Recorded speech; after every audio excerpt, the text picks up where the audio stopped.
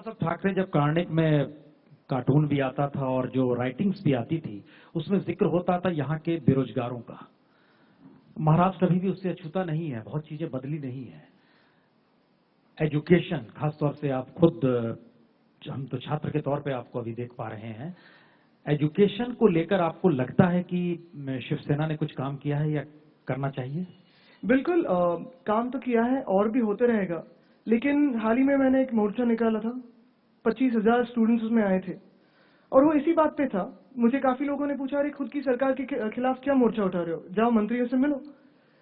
तो मैंने तो वो किया था जो हम कांग्रेस की सरकार में आवाज उठाते थे, वही आवाज, वही मुद्दे पिछले साल मैंने मंत्री साहब से मिलकर उठाए थे। और इस साल मैंने सोचा कि अरे हर बार डेलीगेशन लेके जाते हैं, कहते हैं कि अपनी सरकार है, लेकिन अगर अपनी सरकार हो तो कहीं ना कहीं जो हम आपस में बात करते हैं वो लोगों में भी आनी चाहिए।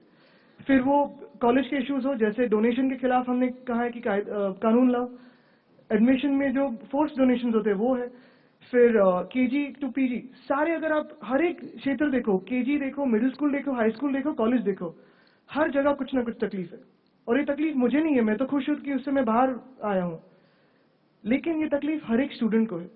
और मेरा ये मानना है कि अगर हमारी सरकार कुछ कर सकती है, कुछ करना चाहिए, तो आज हम खुद उतार सकते हैं, क्योंकि ये स्टूडेंट्स सिर्फ वोटर्स नहीं है लेकिन इस देश के सिटीजन्स भी है। और अगर इनको तकलीफ हो रही है तो कुछ ना कोई आवाज उठाएगा। तो अगर मुझे वो महसूस हो रहा है तो क्यों ना उठाऊं। नहीं तो आपको लगता है कि जिस भूमिका में मौजूदा वक्त में शिवसेना है, वो सेकंड लार्जेस्ट पार्टी जरूर है राज्य में, लेकिन मुख्यमंत्री बीजेपी के हैं। बिल्कुल, मुझे लगता है सुबह राहुल ने कुछ कहा था, हमें पत्नी कहा था और मैंने बट मैंने ऑब्जेक्शन एक्सपंज करने को लिया था, क्योंकि जो भी मैं मेरे दोस्त देखता हूं या जो भी परिवार देखता हूं तो उसमें पत्नी बॉस होती है। तो मुझे गर्व है कि हमें आपने पत्नी कहा, क्योंकि बॉस इज ऑलवेज राइट। हम वो स्पंज हटा दें। और घर का पति कहीं कुछ गलत करे तो टोकती पत्नी है और रास्ते भी लाती है। तो इस रिश्ते में मुझे गर्व है कि आपने हमें पत्नी कहा। इसका मतलब है कि देवेंद्र फडणवीस आपके मिजाज को जानते नहीं है। वो तो कह गए कि कुछ गड़बड़ हो जाएगा, आपने पत्नी कह दिया है। क्या कहा? वो तो कह के चले गए कि आप इंतजार कीजिए अपने पत्नी, तो स्पंज हम लोग को करना पड़ा वो शब्द। जी, लेकिन वही तो हम कह रहे हैं कि पत्नी is always boss and boss is. मैं तो शादीशुदा नहीं, लेकिन मेरे जो दोस्त देखता हूं मैं उनका एक्सपीरियंस है। ये डर क्यों आता है शिवसेना का नाम लेकर? किसमें? मतलब उन्होंने भी जिक्र किया कि आप भी इंतजार कीजिए। देखो, जो कोई कुछ गलत कर रहा है, अगर देश के खिलाफ हो, लोगों के खिलाफ हो, जनता के खिलाफ हो, तो उनके मन में शिवसेना के बारे में डर होना भी चाहिए। लेकिन अगर आप देखो कि कोई और है तो उसके मन में प्यार है। हम डर पे आए, उससे पहले एजुकेशन का एक मसला हमने उठाया था। राज्य की हालत अच्छी नहीं है, पता नहीं आप सरकार में हैं, लेकिन हम लोग जो बाहर से देखते हैं, महाराष्ट्र एक ऐसा राज्य है जहां सबसे ज्यादा शहर है।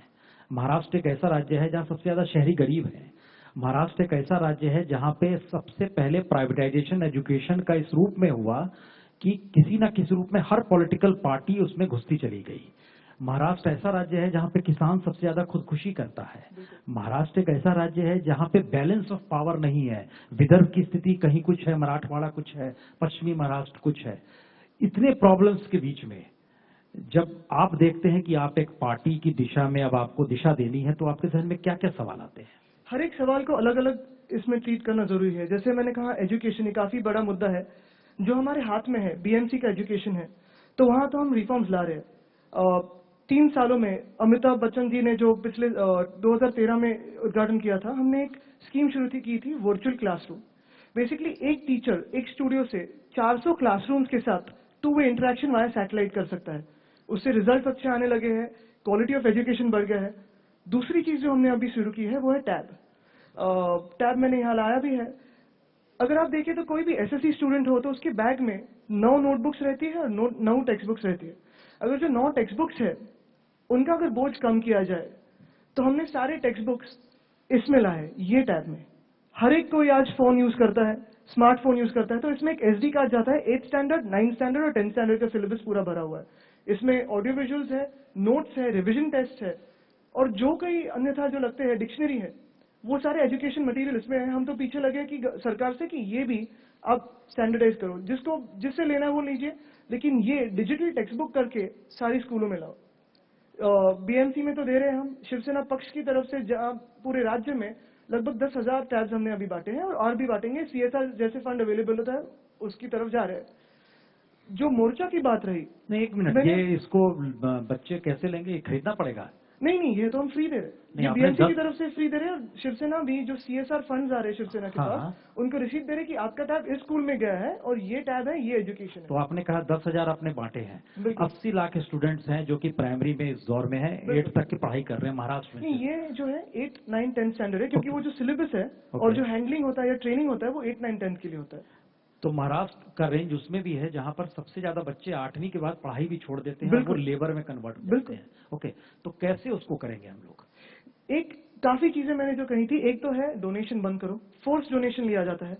अगर आप केजी में एडमिशन के लिए जाते हो तो केजी के लिए आपके पेरेंट्स का इंटरव्यू लिया जाता है कि आप कहाँ से आए, आपकी सोशल बैकग्राउंड क्या है, आपका इनकम क्या है। ये एक तो बंद करना जरूरी है, क्योंकि ये इलीगल भी है और ये गलत है। दूसरी चीज है, मिड स्कूल में एडमिशन ले लो, डोनेशन है। परसों मैंने सुना कि कॉलेज में पास करने के लिए पैसा लेते हैं। तो ये जो सारी चीजें हैं, और अगर आप एजुकेशन देख रहे हो तो एजुकेशन रिफॉर्म्स आना बहुत ही जरूरी है। अगर आप मीडिया का क्लास ले रहे हो तो मीडिया में अगले 20 सालों में क्या टेक्नोलॉजी का रेवोल्यूशन आने वाला है, क्या डिसरप्शन आने वाला है, वो सोचना जरूरी है। बिजनेस आप देखो तो आज पूरा ई कॉमर्स है, लेकिन कहीं भी स्कूलों में ई कॉमर्स के बारे में कुछ पढ़ाया नहीं जाता, स्टार्टअप्स के बारे में पढ़ाया नहीं जाता। अगर आप पॉलिटिक्स देखो तो पॉलिटिक्स बदल रहा है, आइडियोलॉजीज डेवलपमेंट की हो रही है। आप इस एजुकेशन को सबसे किनारे छोर में गढ़चिरौली जिला है, बिल्कुल है ना? गढ़चिरौली के गांव में अगर बच्चा पढ़ना चाहता है, वहां तक कैसे पहुंचेंगे? ये हम वहां जाके दे रहे हैं और उसके साथ सोलर चार्जर भी दे रहे हैं। अगर आपके घर में इलेक्ट्रिसिटी ना हो तो सरकार लाएगी, जब आएगी वो आएगी। लेकिन अगर हमारा काम देखो पार्टी की तरफ से, तो जहां ये जा रहा है उसके साथ सोलर चार्जर भी दे रहे हैं। तो रात को जब इलेक्ट्रिसिटी नहीं होती, आप टेक्स्ट बुक्स नहीं पढ़ सकते, तो इसकी लाइट में आप आपका रिविजन टेस्ट इस पे कर सकते हो। सोलर चार्जर्स तो है। वैसे ही हमने नंदुरबार में जो टेलीमेडिसिन शुरू किया है, जो एक रिमोट डिस्ट्रिक्ट है, या फिर कई डिस्ट्रिक्ट्स में ऐसे है कि आपकी फोन वहां तक पहुंची नहीं है, नेटवर्क नहीं पहुंचा है, लेकिन उद्धव साहब की जो विजन थी जो है टेलीमेडिसिन की, टेलीमेडिसिन वैसे ही हमने कनेक्ट किया जैसे वर्चुअल क्लासरूम है, और वो भी हम फैलाना चाहते हैं। अगर आप किसी गांव में हो, आपको बेस्ट डॉक्टर से रेफरल चाहिए, तो आप वहां जाइए। आपका बीपी हो, ईएनटी चेकअप हो, शुगर चेकअप हो, हार्ट बीट्स हो, ये सब मुंबई के सबसे अच्छे डॉक्टर्स के पास सेकंड रेफरल के लिए जाएगी। तो ये भी शुरुआत हुई है और ये सरकार ने अडॉप्ट किया है। लेकिन अगर मैं कॉलेज की बात करूं, ये क्या दिखा रहे थे आप? ये मैं आपको खास दिखाने लाया था कि इसलिए मैंने मोर्चा किया था। ये जो है, ये कॉलेज की हालत है, ये गवर्नमेंट पॉलिटेक्निक की हालत है। ये एक हुआ, ये पंखे को मोड़ दिया है। ओके, ये जो है, ये पहचाने क्या है, ये और ये कुछ नहीं, कूड़ा है मेरे ख्याल से, जो पानी में बह रहा है, ऐसा कुछ है। और ये भी वही हाल है, बहुत ही गंदगी है। और ये यूनिवर्सिटी ऑफ मुंबई का स्विमिंग पूल है। अच्छा, ये पिछले राज्य में बना था, इस पे 10 कोटी खर्चा किया था। और यही मैं कह रहा हूँ कि ये चीजें जो है वो हमारी सरकार ने बदलनी चाहिए। यही मेरी अपेक्षा है। आप ही की सरकार है, आप ही फोटो दिखा रहे हो। बिल्कुल, तो मैंने यही दिखाया था मंत्री साहब को, कहीं ना कहीं कुछ बदल रहा है, लेकिन जिस रफ्तार से बदलना चाहिए वो नहीं बदल रहा। जैसे कि आज हम रेलवे स्टेशन पे वाईफाई लगा रहे हैं, लेकिन क्या हमने कॉलेजेस में यूनिवर्सिटी ऑफ मुंबई जिसका 111 एकड़ का कैंपस है, वहां वाईफाई लगा है? मैंने तो कब का खत दिया है कि चलो यहाँ वाईफाई लगाते हैं, लाइट्स लगाते हैं, अच्छे से साइकिल ट्रैक बनाते हैं, एजुकेशन रिफॉर्म्स लाते हैं। तो ये जो चीजें हैं, उसको जिस रफ्तार से बदलनी चाहिए वो बदल रही नहीं है। और इसलिए मैंने मोर्चा निकाला था कि पूरी सरकार की अगर आंखें बंद है इस पे, तो खुले। तो ये मुंबई यूनिवर्सिटी का स्विमिंग पूल है, ऐसी और भी तस्वीर है? ये सब वही है। ये तो मैंने अलग अलग एंगल, अगर आप पहचान पाए तो। ओके, ये जैसे मैंने एक स्टूडेंट चार्टर बनाया है, हमारे युवा सेना के जो बच्चे हैं वो जाते हैं हर एक क्लासरूम में, कैंटीन बाथरूम साफ है कि नहीं देखते। ये एक गवर्नमेंट कॉलेज का बाथरूम है। अगर हम स्टूडेंट चार्टर की तरफ से कैंटीन और बाथरूम साफ कर सके, तभी तो इंटरनेशनल लेवल पे जाएंगे हम। तो जो दिल्ली में स्वच्छ भारत है, ये तो फेल हो गया यहाँ। नहीं, फेलियर तो नहीं है, टॉयलेट भी नहीं है, स्विमिंग पूल भी गड़बड़ है। तो ये तो सारी, पता नहीं मोदी जी देख रहे होंगे तो बड़े गुस्से में आ जाएंगे कि ये तो नहीं है, तो सब वही सब है, सब तस्वीर है। तो कैसे काम कर पा रहे हैं? क्योंकि ये तो मेरे ख्याल से कोई अपनी सरकार, जिस सरकार में खुद है और उसके भीतर अगर इतना मवाद भरा हुआ है कि गुस्से में अगर वो कि आप इस रूप में भी नहीं चला पाते हैं चीजों को। जो बातों से बनता है वो बना लेते हैं, अगर कोई रास्ते पे आना हो तो आना पड़ता है। ये आप धमकी दे रहे हैं? नहीं, मैं तो कह रहा हूँ जो हो रहा है वो कह रहा हूँ। नहीं, मतलब आप जिस सरकार के साथ हैं आप उसको धमकी दे रहे हैं? नहीं देखो, ये दो अलग पार्टियों की सरकार है।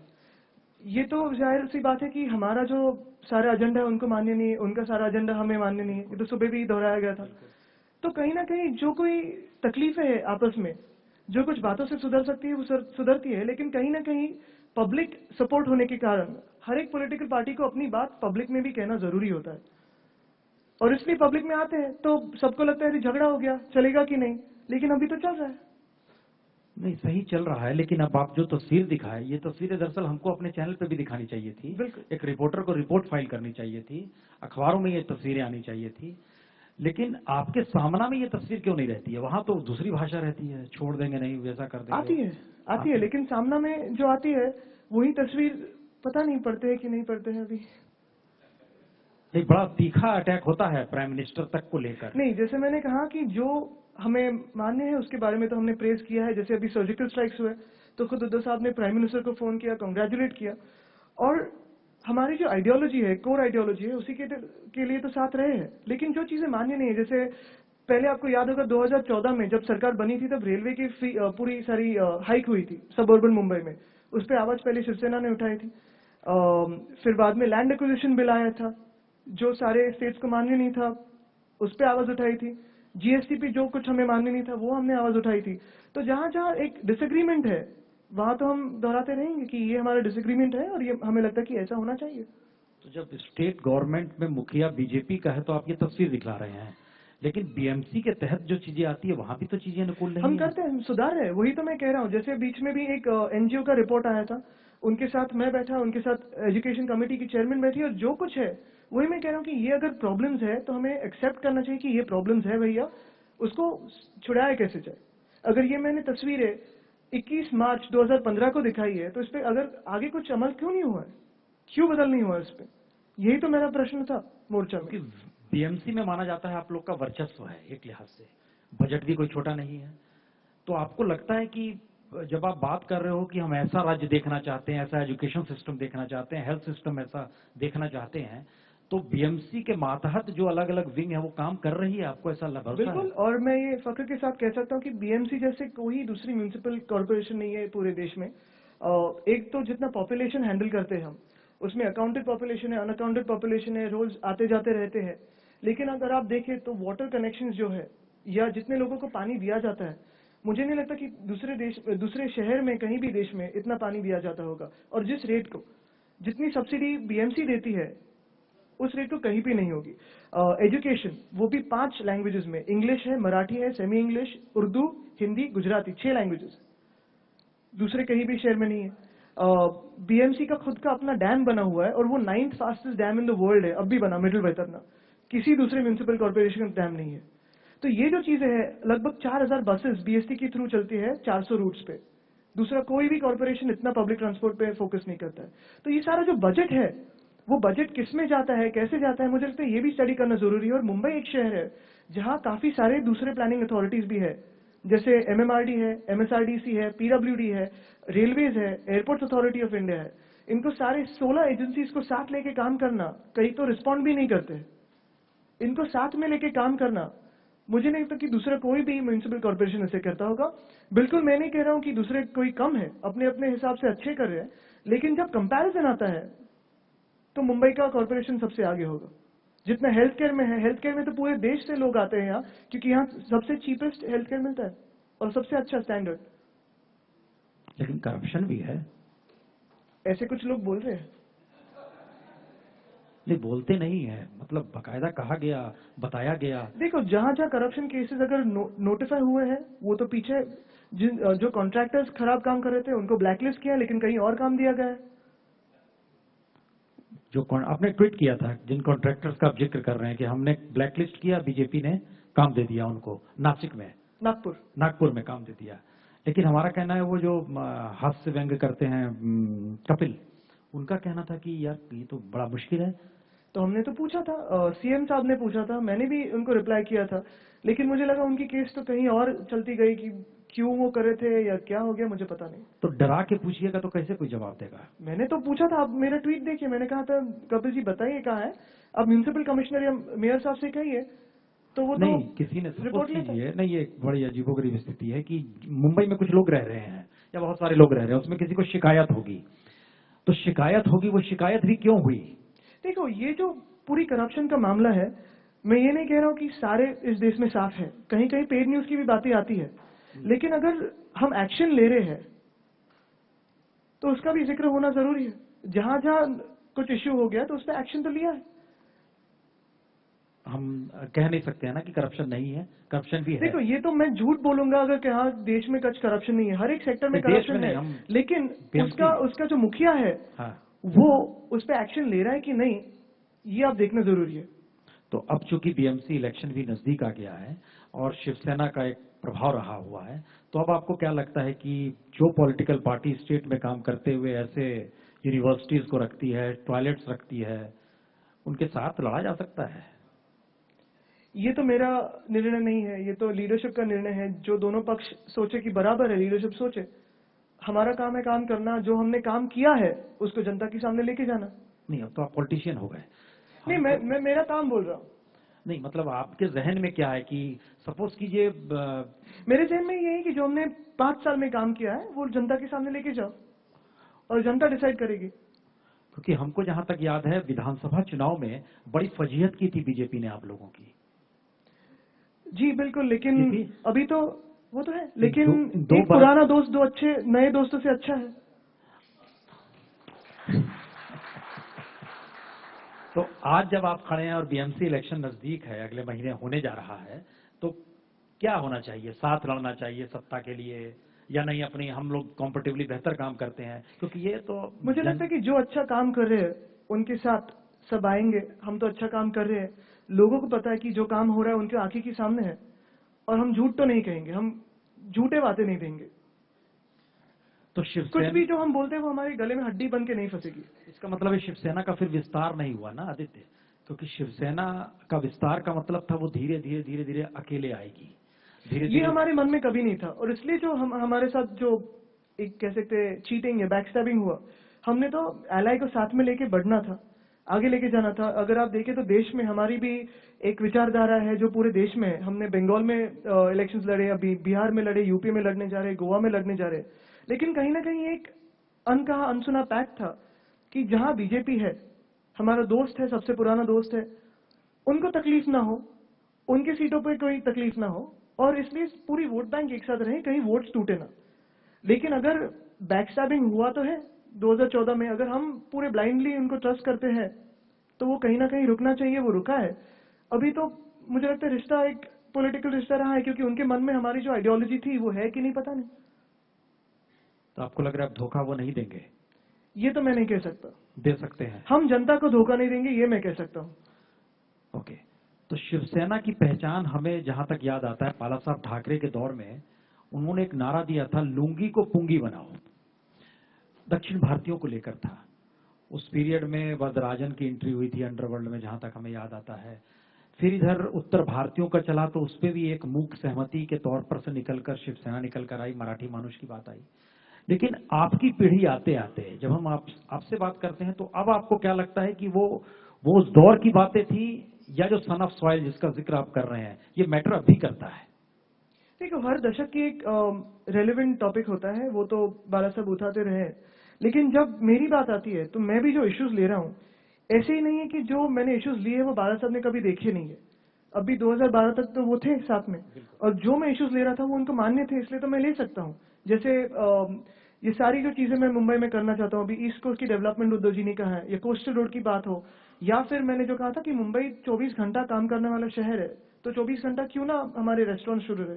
तो ये जो सारी चीजें उनकी आंखों के सामने हुई थी, तो वो सारी चीजें उनको मान्य थी, उन्होंने आशीर्वाद दिया था, उसलिए तो हो रही थी।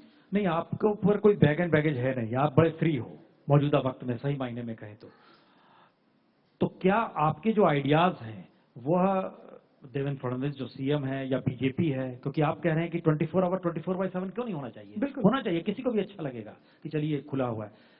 वो कौन सी स्थितियां हैं जिसमें लगता है कि वो एक्सेप्टेंस नहीं हो पा रही है, या आपको अभी और काम करना पड़ेगा उस दिशा में जाने के लिए? मुझे लगता है एक्सेप्टेंस ही लोगों से होनी चाहिए। मैं जहाँ कहीं जाता हूँ तो एक मुंबई 24/7 की बात जो चलती है, जिन्होंने शायद विरोध किया उन्होंने मेरा प्रपोजल पढ़ा नहीं होगा, क्योंकि हाँ, उस प्रपोजल में बार्स और पब्स इसका जिक्र कहीं भी नहीं था।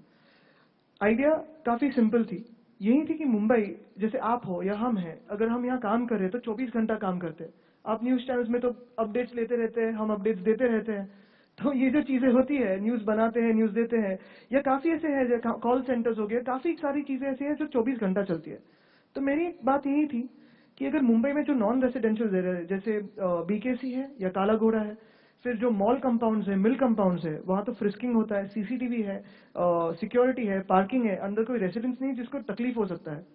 तो जो भी चीजें जैसे मॉल्स हो, शॉपिंग सेंटर्स हो, रेस्टोरेंट्स हो, कैफेज हो, थिएटर्स हो, जिम्स हो, जो दिन में लीगल है वो रात को इलीगल कैसे होती है? जो दिन में मॉरल है वो रात को इमोरल कैसी होती है? परमिशन तो सरकार की है। तो क्यों ना अगर मैं रात को कहीं से काम से आ रहा हूँ या फुटबॉल मैच देख के आ रहा हूँ, 3 बजे 2 बजे कुछ भूख लगी, तो अगर आप देखें तो अब भी जो सारी रेस्टोरेंट्स या कैफेज ओपन है वो 5 स्टार होटल में है। सामान्य मुंबईकर कहाँ जाएगा? तो यही मेरी बात थी। उसमें कल्चर की कैसी बात है मुझे पता नहीं, लेकिन वो वहीं रुक गया। और वही जो मैंने सजेस्ट किया था वो अभी केंद्र सरकार ने एक्सेप्ट किया है मॉडल लॉ करके। तो महाराष्ट्र सरकार ने कुछ उस पर रुकावट लाई है, लेकिन बीएमसी ने तो अप्रूव किया था 2013 में, 2016 में केंद्र सरकार ने अप्रूव किया है। तो स्टेट के पास इलेक्ट्रिसिटी है? देखो, इलेक्ट्रिसिटी की बात नहीं या सिक्योरिटी की बात नहीं है। मैं तो ये मानता हूँ कि ये तो कोई कंपल्शन नहीं है ना फोर्सफुल है। अभी अभी आप देखते हो कई ऑफिस ऐसे हैं जो 24 घंटा अपने लाइट शुरू रखते हैं। तो जो कोई पॉकेट्स हैं जहां आप कर सकते हो या सेफ है, जितने लोग रास्ते पे आए उतने तो सेफ है। अगर आप मुंबई आज भी देखो तो मुंबई 24 घंटा चलती है, कोई ना कोई काम करते रहता है, कोई बाहर घूमता है, मरीन ड्राइव या वर्ली सी पे जाओ, जूहू चौपाटी जाओ, सैटरडे नाइट को जाओ, तो बेचारे लोग इधर उधर भटकते रहते हैं क्योंकि खाने की चीजें कहीं नहीं है। अगर आपका काम 10 बजे खत्म हो रहा है तो 11 बजे आप बाहर पड़ो घर से, 12 बजे तो सब बंद हो जाता है। तो मुंबई का जो कहीं आराम कर सकता है या कोई जिसे बोलते चिल कर सकता है, वो कहाँ करेगा? तो ये आप जो सोच रहे हैं, अगर महाराष्ट्र में या मुंबई में संभव नहीं हो पा रहा है, यही सब सोच के आप लोग अब महाराष्ट्र के बाहर गोवा जा रहे हैं? नहीं, हर एक स्टेट की या हर एक सिटी की आइडेंटिटी अलग होती है। जो मैं कह रहा हूँ मुंबई में, मुंबई का एक जो कैरेक्टर है वो 24 घंटे चलने वाला शहर है। Mumbai is not a tourist city, it can be a night city, काम करने वाला शहर है। दिल्ली में टूरिस्ट सिटी है, दिल्ली में सेम आइडिया मैं अप्लाई नहीं कर सकता क्योंकि हर एक राज्य की अपनी अपनी अलग एक आइडेंटिटी है। तो इकोनॉमी इजाजत नहीं दे रही है, इंफ्रास्ट्रक्चर इजाजत नहीं दे रहा है, या थिंकिंग प्रोसेस रुकी हुई है? सरकार में ही नहीं, सरकार में कोई एक दो एलिमेंट्स है जो कुछ ना कुछ ऑब्जेक्शंस लाते रहते हैं। अगर वो मेरे साथ में बैठे तो मुझे यकीन है कि मैं उनके ऑब्जेक्शंस को साफ कर सकता हूँ या सोल्यूशन दे सकता हूँ। इसीलिए अब आपने बहुत शार्पली सोचा है कि इस बीजेपी को छोड़ा नहीं जाएगा? नहीं, जहां जहां है वहां टारगेट मैं टारगेट नहीं कर रहा हूँ। मैंने तो वो इश्यू छोड़ दिया है, वो लोगों पे है। नहीं, लोग जब एक्सेप्ट करेंगे। शिवसेना पॉलिटिकल तौर पे बनारस में भी और गोवा में भी किसके साथ? जो आरएसएस का व्यक्ति निकलता है उसको शिवसेना अब चाहती है कि साथ में आके खड़ा हो जाए। देखो, जो भी अपनी एक आइडियोलॉजी को एक्सेप्ट कर सके वो साथ में आ सकता है। बाकी राज्य में भी अलग अलग पार्टीज के लोग कांग्रेस से बीजेपी में जा रहे हैं या दूसरे लोग कहीं कहीं और जा रहे हैं। तो अगर ये आइडेंटिफिकेशन चेंज हो सकता है तो हमारे साथ क्यों नहीं? दूसरी चीज ऐसी है कि अभी तक हमने दूसरे राज्यों में हम गए नहीं थे इतने एक्टिवली, पहले थे लेकिन बीच में कहीं वोट टूटे ना हमारे दोस्त के, इसलिए गए नहीं थे। लेकिन अभी तो लगता है कि बिल्कुल, अगर बाहर पूछ रहे हैं लोग कि हम एक ही रीजनल पार्टी है, अगर आप देखें जिसका असर नेशनल है, एक ही रीजनल पार्टी है जिसको नेशनल डिबेट्स पे बुलाया जाता है, एक ही रीजनल पार्टी है जिसको नेशनल इश्यूज पे बुलाया जाता है। तो अगर नेशनल इश्यूज पे बुलाया जाता है तो क्यों ना हम नेशनल जाए? नहीं, और भी रीजनल पार्टीज को बुलाया जाता है, मेरे बुलाया जाता है, लेकिन जो हंगामा होता है वो हमारी पार्टी के आवाज से होता है। आप हंगामा पार्टी खुद को बता रहे हो? हंगामा पार्टी नहीं बता रहे, लेकिन आवाज हंगामा तो आप करते हैं हमारे इश्यूज के साथ। नहीं, वो ठीक है, लेकिन हमें ऐसा लग रहा है कि शिवसेना नेशनल पर्सपेक्टिव में कैसे पहुंचेगी और आपका विजन वहां पर क्या सोच रहा है? देखो, आजकल अगर आप पूरे राष्ट्र की सोचे तो हर एक राज्य में रीजनल पार्टी आगे आ रहा है। यही रीजनल पार्टीज अलग अलग राज्यों में भी जा रहे हैं, अपनी जो आइडियोलॉजी से बता रहे हैं। और फिर क्यों ना हो कि हम भी अपने जो इश्यूज है, जैसे यहाँ लोकल इश्यूज है, कहीं और भी होंगे, हर एक राज्य के अलग इश्यूज होते हैं। अगर हमें लगता है कि अरे ये इशू मैं भी महसूस कर रहा हूँ, इस पे हमारी भी आवाज होनी चाहिए, तो क्यों ना उधर से लड़े। अगर वहां के लोग आ रहे हैं, पूछ रहे कि आप क्यों नहीं आ रहे यहाँ, तो क्यों ना जाए वहां। नहीं तो इसका मतलब ये हुआ कि महाराष्ट्र में आप साथ खड़े हैं एक धारा के तहत, हिंदुत्व राष्ट्रवाद जो है उसके तहत खड़े हैं, लेकिन अब आप यहां से निकलकर उन खड़े थे 2014 के तक। अच्छा, अब आप साथ नहीं हैं? अब तो हमारा गठबंधन मुझे लगता है कि दूसरी तरफ से पॉलिटिकल रहा है। हम तो अभी भी प्यार करते हैं अपने एलाय से।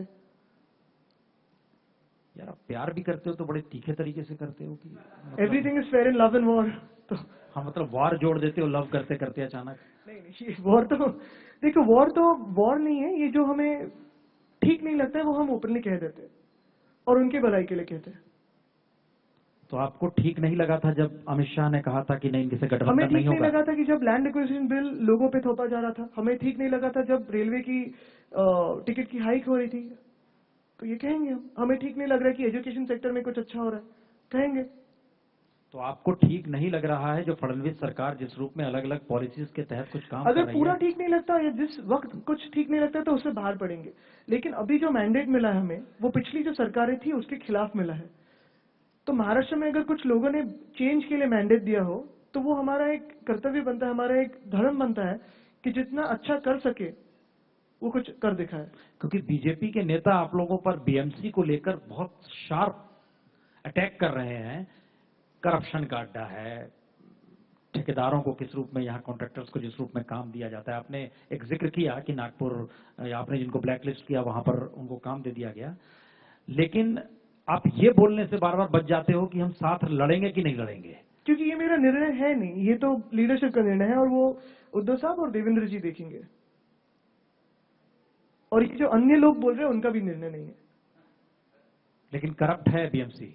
नहीं है, बिल्कुल नहीं। जो काम हो रहा है वो आप देखिए। और जो जो करप्ट कॉन्ट्रैक्टर पाए गए उनको ब्लैकलिस्ट किया गया। और यही मैं कह रहा हूं कि जो हम पे आरोप उठा रहे हैं, इल्जाम लगा रहे हैं कि आप ये कॉन्ट्रैक्टर्स को क्यों काम दे रहे हैं, उनको तो ब्लैकलिस्ट किया है, कहीं और उनको कॉन्ट्रैक्ट मिल गया।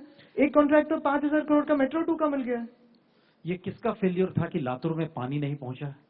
देखो, महाराष्ट्र अकाल से गुजर रहा था, सबको पता है। किसी पे उंगली न दिखाते, किसी को चार्जेस न लगाते, क्योंकि पिछली सरकार भी है, ये भी सरकार है। हम तो काम करते रहे। पूरे मराठवाड़ा में अगर आप कोई सर्वे ले तो बिना अपना नाम बताए भी हमने काम किया है। और हर एक जिसको हमारी जो मदद है पहुंची है, उसका तो डॉक्यूमेंटेशन हमारे साथ है कि भाई इनको पहुंची है, इनको पहुंची है। मैंने जाके लगभग 32,000 फार्मर्स को मदद की है। ये हेल्प जो है वो पानी की इसमें हो, पानी के टैंकर्स में हो, या फिर राइस हो, या फिर कोई अन्य चीजें हो, मदद तो की है। और वहां बिना जाति, धर्म या रीजन देख के की है। तो ये किसका फेलियर है? पहली बार आप लोग की सत्ता आने के बाद विदर्भ से खुदकुशी होते होते मराठवाड़ा तक पहुंच गई। ये तो काफी अहम मुद्दा था, लेकिन इसको मैं पॉलिटिसाइज नहीं करना चाहता हूं, क्योंकि ये चीजें इतनी खराब है। अगर आप देखें, मैंने कहीं बार देखा है कि जो खुदकुशी हुई है उसका डेट क्या था, 8,000 रुपए, 9,000 रुपए, जो हमारा यहाँ खाने का कभी कभी बिल बन जाता है। उनके माता पिता भी मैंने मिला हूं। मैंने 60 साल के होंगे। एक छोटा सा बच्चा था, उसकी वाइफ 19 साल की, खुद जिसने खुदकुशी की है 23 साल का होगा। उसका घर मुझे आज भी याद है, जो अपने टिन के पतरे रहते हैं, एक ऐसे ऐसे ऊपर और पीछे, यानी घर भी नहीं कह सकते, उनकी लैंड होल्डिंग इतनी छोटी है। और ऐसे माहौल में किसी पे इल्जाम लगाना या इसका राजकारण करना कि या क्रेडिट लेना कि ये काम मैंने किया है, इसने किया है, कि इसका फॉल्ट है, मुझे नहीं लगता कि एटलीस्ट मैं ये कर सकता हूं। तो ये सारी चीजें आप संवेदनशीलता के साथ देखते हो? बिल्कुल। ओके। जो पॉलिसी की तरफ है, जो गलत है उसको हम गलत बोलेंगे। जो काम करना है, ठीक है, फिर वो किसी भी आदमी के साथ हो, किसी भी पक्ष के साथ हो, अगर अच्छा काम हो रहा है तो क्यों ना हो। ठीक है। तो जिस मुंबई शहर में फुटपाथ पर बड़ी तादाद में लोग सोते हों, बेड वह भी घंटों के हिसाब से मिलते हों, ऐसे अभी जीवन जी रहे हैं, रात में तुम सो जाना, दिन में हम सो जाएंगे, उसमें आपके दिमाग में झटके में आता है कंज्यूमरिज्म। यार एक मार्केट होना चाहिए मुंबई, उस मार्केट में 24/7 काम करना चाहिए। तो आपको लगता नहीं है कि फर्टाइल लैंड तो है महाराष्ट्र काम करने के लिए, शिवसेना के लिए या अभी आपके लिए, लेकिन विजन अभी भी कहीं अटक रहा है? बिल्कुल नहीं। जो आप काम देख रहे हो रास्ते पे, अगर हेल्थ सेक्टर में हो या एजुकेशन में हो या रास्ते बनाने में हो या पूरी पूरी बीएमसी चलाने में हो या कोई अन्य शहर चलाने में हो, विजन तो काम करने में लगे। हम तो ट्विटर के लोग नहीं है। हम ट्वीट तो करते रहते हैं, लेकिन सिर्फ आश्वासन नहीं, हम विश्वास देके काम करते हैं। लेकिन उसके रिफ्लेक्शंस तो अच्छे आए नहीं हैं अभी तक महाराष्ट्र की इकोनॉमी में। हम सारी चीजें तो वोट्स के लिए करते नहीं है, कभी कभी नाम बिना नाम बताए करते हैं। शायद ये हमारी गलती हो कि हम पब्लिसिटी में ज्यादा खुद का बैंड नहीं बजाते, लेकिन काम तो करते हैं। नहीं, मैसेज देखिए ये आ रहा है आदित्य जी कि अगर आपके पास सरकार होती तो आप उस सरकार को बीएमसी की तरह चलाते हैं। सरकार आपके पास नहीं है तो आप दोष देने की स्थिति में हो। बिल्कुल यार, बीएमसी की तरह चलाते तो मुझे लगता अच्छा होता, क्योंकि बीएमसी जिस तरीके से चल रही है, मैं आपको आज भी दावा कह सकता हूँ, चैलेंज दे सकता हूँ, किसी अन्य म्यूनिसिपल कॉर्पोरेशन से चलो कंपेयर करते हैं। और किस कॉर्पोरेशन पे आपका कब्जा है, किस जिले में? कल्याण डोंबिवली है, ठाणे है, अगर आप सभी जगह जाओ, संभाजी नगर में है, काम तो हो रहा है और बिना रीजन दिए काम हो रहा है। सड़क, पानी, इसके अलावे काम? बिल्कुल। हेल्थ सेक्टर है, मुंबई में जैसे मैंने कहा कि जो पूरे देश से लोग आते हैं, आप देखिए इस बार कैसे मदद हो रही है, हर जगह जाइए और देखिए, और इम्प्रूवमेंट होते जा रही है। जो भी अच्छी टेक्नोलॉजी है वो ला रहे हैं।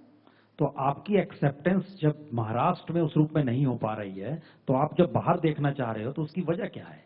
एक्सेप्टेंस हम सिर्फ वोट्स के इसमें नहीं पकड़ते हैं, हम तो नंबर्स के आदमी नहीं है, काम करना जानते हैं, काम करते रहेंगे। एक्सेप्टेंस जब आनी है आएगी। नहीं, हम इसलिए कह रहे हैं क्योंकि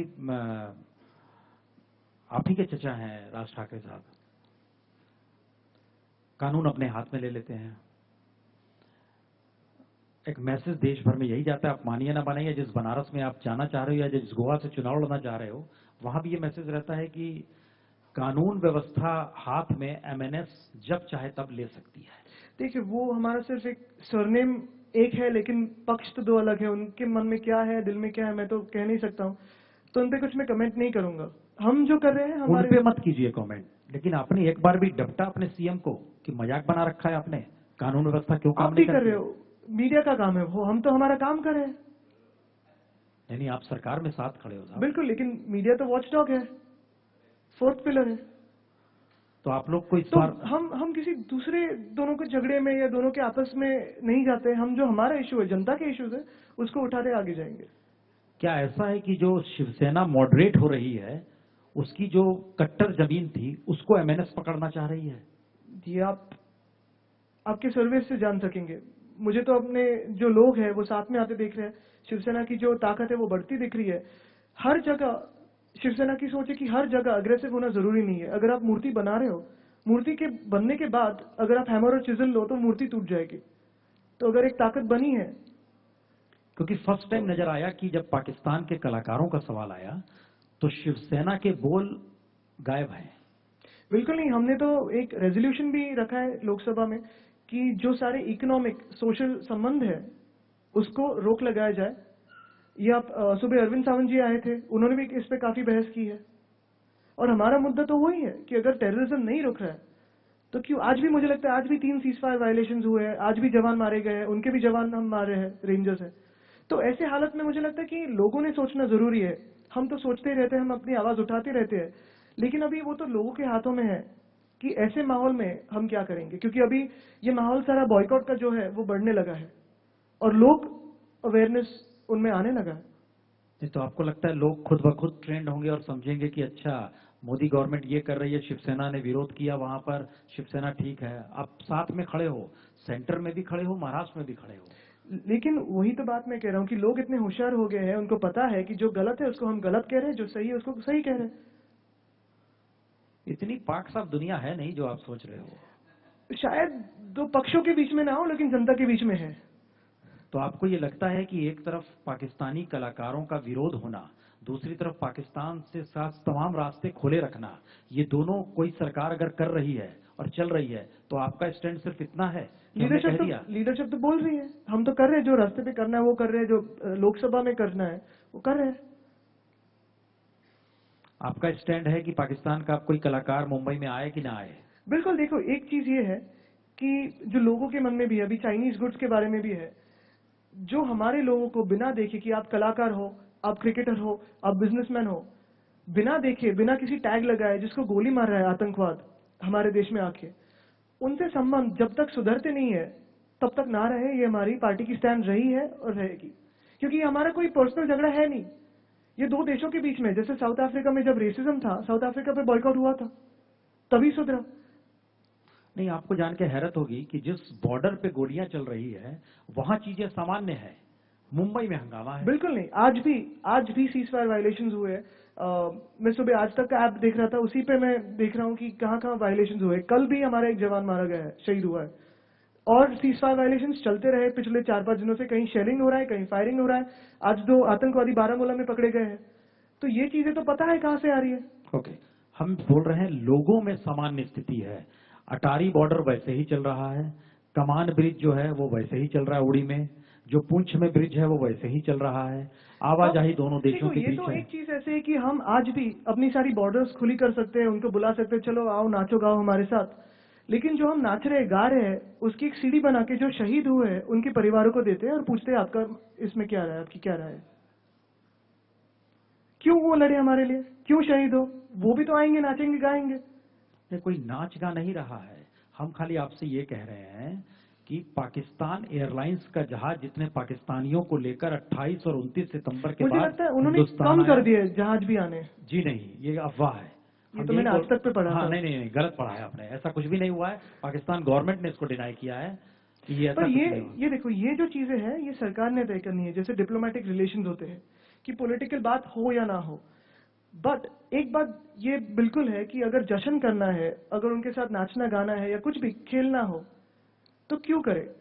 चलो आतंकवाद रुकाओ, हमारे साथ आओ। पर जो अगर रुक रहा नहीं है आतंकवाद, तो फिर हम किस हक से बोले कि चलो सरकार है, सोल्जर्स आप लड़ो, जवानों आप लड़ो, हम इधर खेल रहे हैं क्रिकेट और आप स्कोर सुनो वहां। हम भी आपका स्कोर सुनेंगे कि कितने लोग शहीद हुए, आप हमारा स्कोर सुनो कि कितने विकेट्स गिरे। ये कैसे हो सकते हैं दो चीजें साथ में।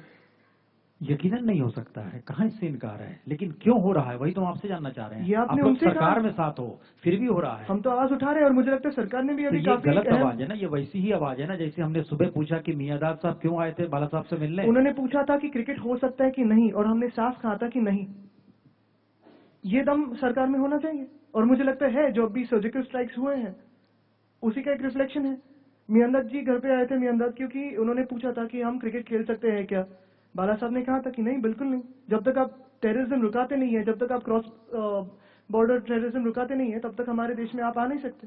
तो फवाद खान आपके घर आपसे मिलने आएंगे पूछने के लिए हम लोग आ सकते हैं कि नहीं? हम वही जवाब देंगे। स्वागत करेंगे। नहीं, हम वही जवाब देंगे कि पहले आप आतंकवाद रुकाइए, फिर कीजिए।